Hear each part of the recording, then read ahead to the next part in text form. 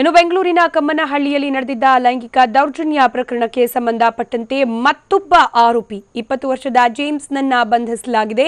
ಆರೋಪಿ James Swiggy online food ಕಂಪನಿಯಲ್ಲಿ delivery boy ಆಗಿ ಕೆಲಸ ಮಾಡಿಕೊಂಡಿದ್ದ. ಈತ ಕೂಡ ಕಮ್ಮನಹಳ್ಳಿಯಲ್ಲಿ ಲೈಂಗಿಕ ದೌರ್ಜನ್ಯದ ಆರೋಪಿ ಅಂತ ಪೊಲೀಸರು ತಿಳಿಸಿದ್ದಾರೆ. ಇನ್ನು ಜೇಮ್ಸ್ ಬಂಧನದ ಬಗ್ಗೆ ಹೆಚ್ಚುವರಿ ಪೊಲೀಸ್ ಆಯುಕ್ತ ಹೇಮಂತ್ ನಿಂಬಾಳ್ಕರ್ ಟ್ವಿಟರ್ನಲ್ಲಿ ಮಾಹಿತಿಯನ್ನ ನೀಡಿದ್ದಾರೆ.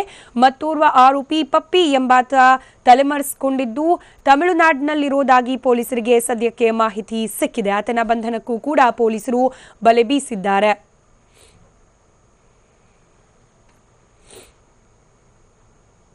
ಜನವರಿ 1ರ ತಡರಾತ್ರಿ ಕಮ್ಮನಹಳ್ಳಿಯಲ್ಲಿ ಮನೆಗೆ ತೆರಳುತ್ತಿದ್ದ ಯುವತಿಯನ್ನ ಅಡ್ಡಗಟ್ಟಿ ಕೆಲ ಕಾಮುಕರು ದೌರ್ಜನ್ಯ ಎಸಗಿದ್ರು.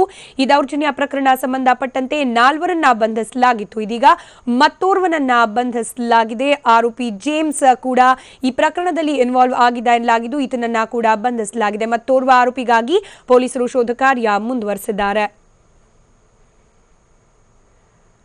ಡಿಸೆಂಬರ್ 31ರ ತಡರಾತ್ರಿ ನಡೆದಿದ್ದ ಕಮ್ಮನಹಳ್ಳಿಯ ಲೈಂಗಿಕ ದೌರ್ಜನ್ಯ ಪ್ರಕರಣಕ್ಕೆ ಸಂಬಂಧಪಟ್ಟಂತೆ ಈಗಾಗಲೇ 4ರನ್ನ ವಶಕ್ಕೆ ಪಡೆದಿದ್ದ ಪೊಲೀಸರು ಮತ್ತೊಬ್ಬನನ್ನ ಕೂಡ ಬಂಧಿಸಿದ್ದಾರೆ. ಮತ್ತೋರ್ವ ಆರೋಪಿಯ ಶೋಧ ಕಾರ್ಯ ಕೂಡ ನಡೀತಾ ಇದೆ.